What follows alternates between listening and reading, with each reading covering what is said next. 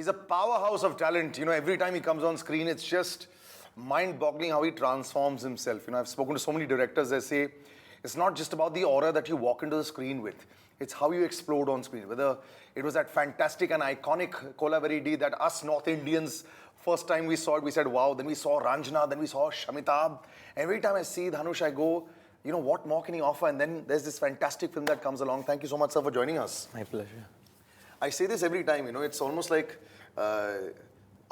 we were ignorant at one time, and I think North India sometimes can be ignorant of other cinema. It's just unbelievable how audiences in Bollywood became such fans of your performances. Purely from performance perspective, were you shocked at the kind of love that you got? Of course, Kolavari all over the world, and with Ranjana, and then thereafter with Shamitab. Your experiences, with fans from this side of the globe, let's put it that way. How has it been the last 3-4 years, which has really made you into an India star? Very fortunate to have met the right people at the right time. Anand Rai or Balki sir. They've been very kind, very patient, and since I don't speak the language, they helped me to understand what is what, and they guided me through it. I was very overwhelmed, not shocked, but very overwhelmed by the kind of reception, by the way they received the film and me. So I'm very grateful and very thankful for their love for the film and for me, and can't ask for more. So much can be spoken about how extraordinary your fan following for your talent is concerned. A lot of people in the Tamil industry, in the Telugu industry, just for stardom alone only, they have huge. In Bollywood we'll have Salman sir, or we'll have Shah Rukh, or we'll have Amir Khan. Where purely on the fan following that they have, it's there. You're somebody whose career I've followed, and for your talent purely, you have such a large horde of fan following. Is that a lot of pressure sometimes as an actor that you can't have a relaxed film, so as to say, Actually, I do all sorts of film. I take it easy. Yeah. I try to mix it up as much as possible. If that's what's you're asking. If I'm under pressure to do only serious kind of films, then I mix it up quite a bit. Actually, I do out and out commercial film, then I do a comedy, and then I completely go off beat. I try to mix it up as much as possible, and I don't take any sorts of pressure like that. I just want to be... Box office pressure doesn't sometimes trouble you? Because I remember with the crazy success of Kolavari, the film didn't do as well, supposing, for example. Yeah. I guess because they expected the billions of views to convert into billions of rupees. That song, Yes. Kolavari, as much as a blessing it was, it was also a curse to the film. It completely misled the audience what kind of a film it's going to be. It was a very serious film, actually. But the song kind of gave an impression that it's a very happy film. It's like a very young teen film sorts of image. But then the film was completely ulta. So the box office definitely matters. Of course, it matters. I mean, a lot of people are investing a lot of money. So it's not a joke, but there's an obsession now in Bollywood per se. I've always said this, that the industry down south is so large. Just in say Hyderabad alone, sometimes suppose, or just in Chennai alone, that you can get almost the equivalent of collections of a worldwide India release for a lot of Bollywood films. So I've had lots of fights with my friends about this, because I have friends down south as well, and the box office power / trouble and / number obsession because of social media has become so large. Have you noticed this big change around you in the last, say, few years, ever since social media questions numbers and now people seem to understand how much a territory is, what is the cost of production and all that? Has that really changed? Because it's changed a lot in Bollywood. Has it changed everywhere as well? Of course, it's changed considerably, and mostly it is not right. The kind of... with social media, it's very easy to give a wrong information and make it look like it's right. So that happens quite a lot these days. And success parties on the Friday only of the release. These are very difficult times for film industry, with digital platforms coming on and theatre going audience becoming lesser and lesser. It's going to become even it's going to be even more difficult So you need these sort of gimmicks, like the way, like you said, success parties. That and this, it's a marketing strategy, and it's all necessary. It's become a necessity to somehow make audience come out and watch a film in theater, because there's Netflix, there's Amazon, there's everywhere. But doesn't that help your films as well? Also, from overall, do a lot of film producers, and because you're both at times, you understand the production of a film also. Doesn't that sort of safeguard you? You have a safety net saying that I have the digital to fall back on just in case. The digital won't cover even like 10% of your entire Really? budget. Okay. Yeah, probably like even if you have a very, very big star, probably about 20% of your entire budget, and then you have to depend on satellite, and then theatrical. Of course, theatrical is most important. So you need some, like, you switch on a channel and there are like some 100 movies all the time on the, and it's not like before where they wait for 3 months or 4 months to telecast a new film. It's within days these days, like 20 days, 25 days. It comes on TV, and these are very difficult times. So you need those sorts of gimmicks. I don't blame anybody for doing any sort of gimmicks to somehow bring audience to the theater. But the audiences away from the Mumbais and the Delhis and the UP heartlands of India are, I think, far more loyal. Over here, in the last 2 years, the dramatic change has been a disloyalty towards stardom. They don't necessarily come into a theater because, first day maybe, because of stardom. But from what I hear down south is, in all the cinema, there is still that loyal fan base that all of y'all enjoy. No, you said it yourself. It's no matter where, no matter what, no matter which era, the stardom is completely to do with only the opening. Okay. Though it's just like a day or 3 days. If you're a very big star, it's 3 days maximum. After that, it's the content. Have you had like these? Like now, would you say with Dhanush's name, are you able to bring in those 2, 3, 4 days, and then? Even if the content is okay, like, have you had a recent film ever that did that? South, definitely. Definitely the first 2, 3 days, there can be a decent opening. But after that, it's definitely, if the film is good, the star is as good as the film. But at least you're still running in these 25, 30-day scenarios.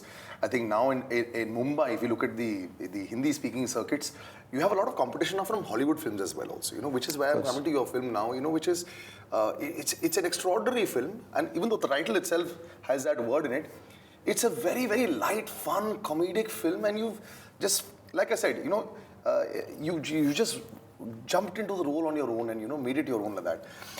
This kind of it's very stark content, very Hollywood in nature. It's shot all over the world. Was this like a difficult yes for you to say for a film, or just because it's different and you are enjoying it, you said yes immediately like that? I read the script. Then there was a lot of heart in the film. And there was a very important, not just one, like there were many important messages, very important issues they dealt with in a very beautiful way. When I finished reading the script, there was a smile on my face. And I understood this is a story that is going to spread a lot of positivity. And the world could use some positivity right now. Oh, yeah. So I thought, okay, I should be a part of this film. The decision was taken as simple as... Are you tough to convince in a script reading sometimes? Kind of, yeah. I can be a pain. On set, are you somebody who will... No. Once I give my nod, that's it. After that, I'm a director's actor. I just go do what the director is asking me to do and then get back. Yeah, I know. I've heard stories of Ranjana where you've just surprised everyone almost on every single shot and given way more. So they never expected that much because they obviously knew that you were a big star that was coming in, but the Indian audiences just were shocked at that time. Do you also carry memories of a really lovely time when you had of say a Ranjana, which people still today, that Tum Tak, so Javed Ali is my neighbor. They keep singing that song for me. That film till now resonates so well, with it, and Anand Rai is very close to you also. So, are you amazed at how much love has still continued with it from that one film? Yes, it's really great, and like I said, it's very overwhelming.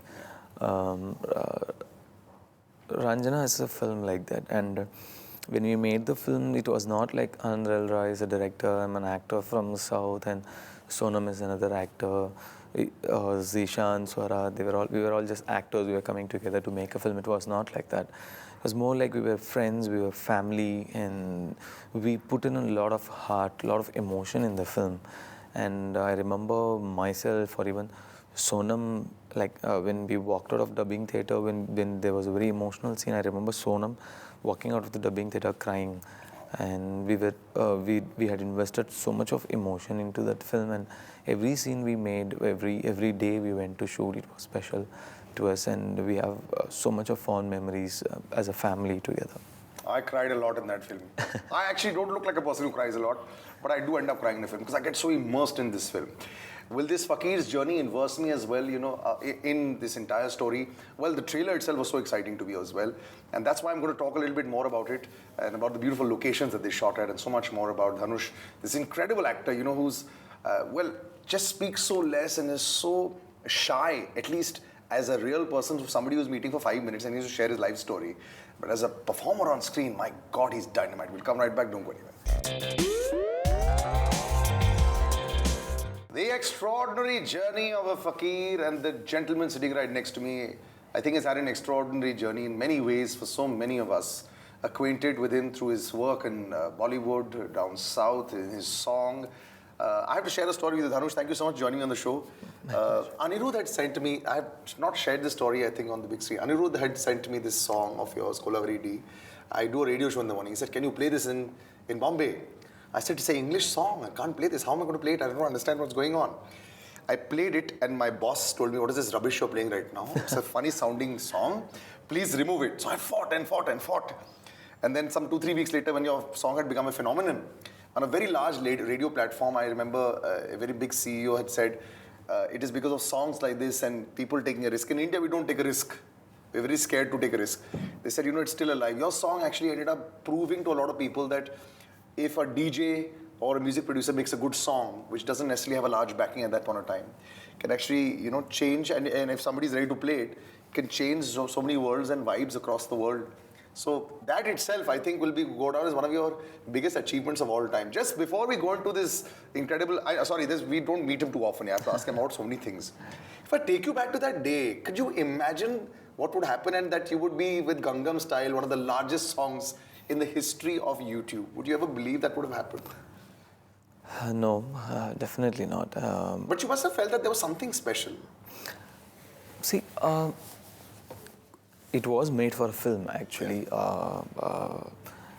We had 2-3 options for that specific situation in the film. And when we were done with the song, like I've said this many times, the song was made in 5 minutes, 6 minutes. When we finished the song and everybody wanted a different song. There were 3 songs for the situation. They all wanted a different song, a very much faster number. Yeah.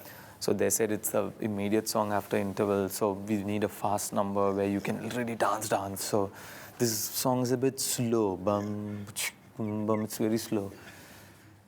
But then I took my time. I told them, like, since I was the producer also for that film, I told them, like, okay, give me a day's time. What convinced me was the humor in the song. Now, I'm not very proud of that song right now, today, but at that point of time, I was pretty young and stupid. So what appealed to me was the humor in the song. I said, see, all the other 2 songs, like the other 2 songs you guys want, it's a usual dance number, but there is something different about this song. I feel it's going to be an instant hit. I really expected that, yes, but in a very regional way. I thought in Tamil market it's going to become like a big hit. This year, this song will be a big hit. Trust me, whatever. But then once the song was out, I really didn't understand what was happening for the first 1 week. I kept getting phone calls from, like, suddenly they'll come and say, you got a call from Delhi Times. Then 2 minutes they'll come and say, you got from Bombay Times. And they'll keep coming to me, like, call from Calcutta. They keep coming. I was like, what is happening? I don't understand. Like I got scared. Something like what's happening? Some issue is there or something. Yeah, why everybody wants to talk to me suddenly? And they said, no, this song is doing that. This because back then there was not. No, you invented the word viral. Yeah, That word viral did not I, exist till collaborating. I wouldn't take so much credit for it. No, I'm giving it because I'm telling you it was there. It is because of you all. Anyway, what I was about to say, back then we didn't know like what is this like this YouTube sensation, those things like we didn't know what was all those things. They said no, it's getting a lot of hits, a lot of views, and how does it matter if it gets YouTube view? What am I going to gain out of it? Why is it a big deal? I said no, that and this, blah blah. And then what happened? By the way, monetarily, did you make money out of that incredible song also on YouTube? No, we've sold the music rights to. But I'm sure. I mean. The company would have made. Of course, Yeah, of course. But we got so much out of that song. I can't deny that, though. Like I said, though I'm not very proud of that song today, but still we got so much out of it. No, you became a household name with that. You know, he was a household name in Tamil cinema. You know, he was a very respected name, of course. But with that, he suddenly the singing talent and the madness came through. This film is a cute film. You know, so shooting all over. You know, shooting in English again. You know, it's an interesting film to actually shoot. And whenever you're shooting a song, releasing in India, a film and releasing in India, you know, shooting in English, there's a bit of a risk. People don't understand, okay, which audience are you targeting and is Dhanush perfect for this? So was that ever a thought in your mind? To be very honest, I didn't think so much. The script appealed to me. I thought I should be a part of this film. Nothing else mattered to me. I'm just going to do it. How they're going to, if I've understood your question right, how they're going to release the film here, whether they're going to dub it in Tamil or Hindi, or it's just going to be English version that's going to reach the audience, I didn't think about any of that. On set, are you just like, okay, let's just go with the flow? Because if I saw you, I would think that you'd be just because of first impressions like that, would you be a very rehearsed person in your mind that, you know, you'll have a set pattern of doing things, the Al Pacino kind of way? Or would you be very, very like, okay, let's just go ahead, go with the flow kind of zone? No, I do my homework. Of course, I do my homework. I read the script again and again and to understand the characterization properly, and I sit and brainstorm with the director to understand the director's wavelength about the director's thoughts about the character Aja. So because me and the director should be in the same wavelength, you know, I have to understand this is how he sees Aja, and this is how I see Aja. So we have to come somewhere, you know, meeting point in between to, or if I've completely conceived the character wrong, then I have to just follow the director. So of course I make up my mind before I go on flows, like this is how this is the way I have to portray this character. I do that, but it's not everything is not planned. Sometimes I just take it just like that, just go do this scene. Interesting cast. You're probably meeting all of them for the first time, you know, and I'm sure you've already done extensive readings and a few things here and there. Are they aware of what Indian cinema is now? It's gaining ground the world over, you know. We're going to a lot of festivals. People are knowing about us. I mean, I guess a Slumdog Millionaire changes a few things, but I mean, I'm not very okay with that perception of India. But are they aware of Indian cinema as world cinema? Yes, we are being very closely watched, and they know a lot, actually, more than what we think. Good work, you know, good form of art, good work, good talents are being noticed everywhere. That is the pros of the digital platform, you know. That's true, actually. The exposure is more wider, and if there is a talent, if there is a good talent, they are being watched, and they are getting opportunities all around the world to work, and that's the advantage of the... But do you show your work? You know, like a lot of my friends, when I go abroad and they'll say, so what have you done of late? Or, you know, if you're meeting new people, see, this is what I've done. What did you think of this? Would you have shown some of your film clippings to them and just for them to understand? Would you have that kind of camaraderie on set? No. I think the Indian producers, when they were brainstorming to decide whom to cast from here, and They have done the hard part, I think. They have shown my work or whatever. No, to your co-actors, would you be saying, okay, let me show you a Oh, scene. like that? And that, fun kind of stuff that you show on your phone. No. You won't do that? No, I don't do that. Yeah. And also, we didn't have that kind of time also. It was, we had to, since we were filming in real locations, we were not filming in a set or in anything, a set or anything. They were all real locations.